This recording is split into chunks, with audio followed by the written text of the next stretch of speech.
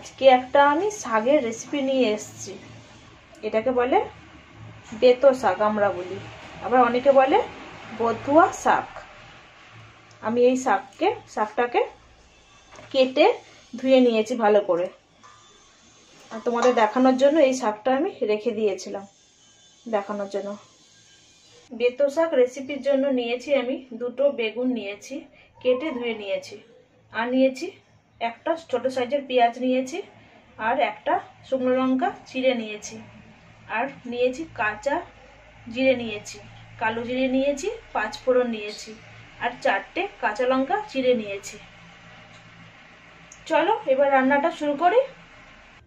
ইন্ডাকশনটা আমি অন করে নিচ্ছি।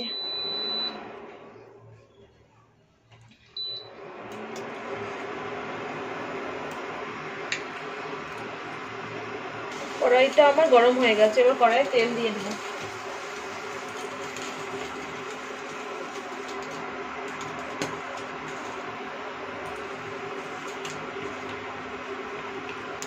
তেলটা গরম হয়ে গেছে, এবার ফোড়নে আমি মশলাগুলো দিয়ে দেব। শুকনো লঙ্কা দিয়ে দিলাম, কাঁচা লঙ্কা চিড়ে রেখা কাঁচা লঙ্কা দিয়ে দিলাম, পেঁয়াজ কুচি দিয়ে দিলাম, ফোড়নগুলো দিয়ে ভালো করে নেড়ে নেব।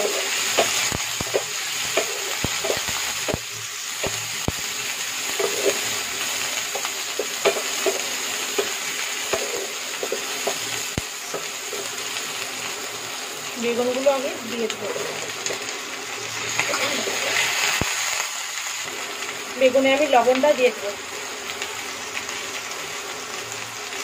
1 চামচ মতো লবণ দিয়ে দেবো বেগুনে, দিয়ে ভালো করে নেড়ে নেবো।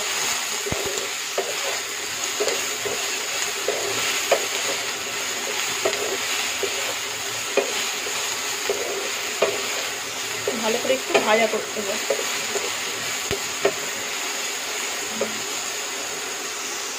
2 মিনিটের জন্য ভাজা করে নেব। এটা ঢেকে দেবো। ঢাকনাটা এবার আমি খুলে নেব।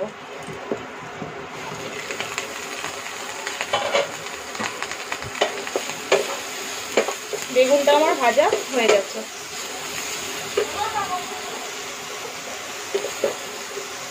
কেটে ধুয়ে রাখা শাকটা আমি এবার দিয়ে দেবো।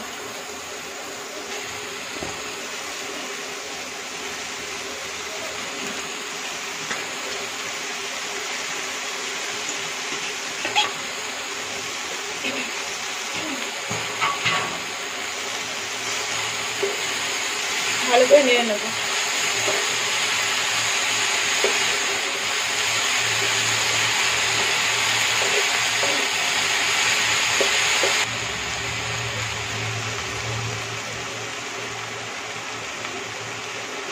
এক চামচের মতো লবণটা আমি দিয়ে আবার নেড়ে নেব।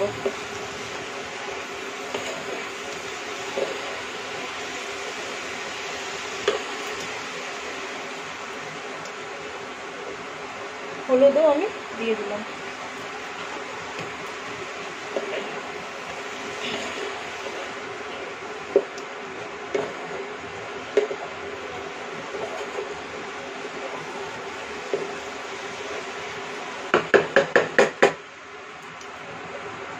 আবার আমি 2 মিনিটের জন্য ঢাকনাটা দিয়ে দিলাম। ঢাকনাটা এবার আমি খুলে নেব।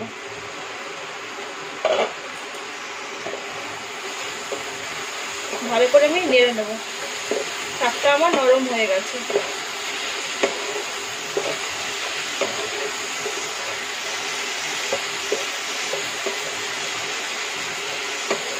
ভালো করে বেগুনগুলোকে একটু ঘেটে দেবো, যাতে শাকের সাথে মিশে যায়।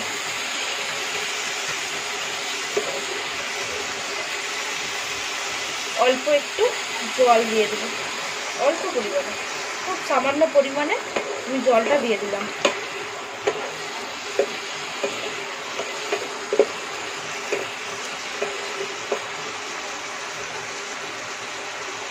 ঢাকনাটাও আমি দিয়ে দিলাম, তাহলে বেগুনটা ঘাটা হয়ে যাবে শাকের সাথে।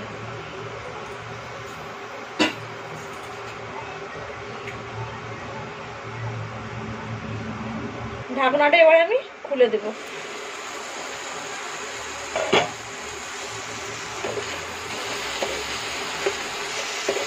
শাকটা খুব সুন্দর নরম হয়ে গেছে।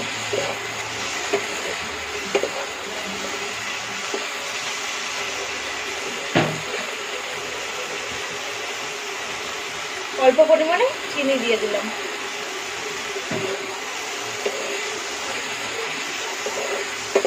ভালো করে আমি নেড়ে নেব চিনিটা দেওয়ার পর।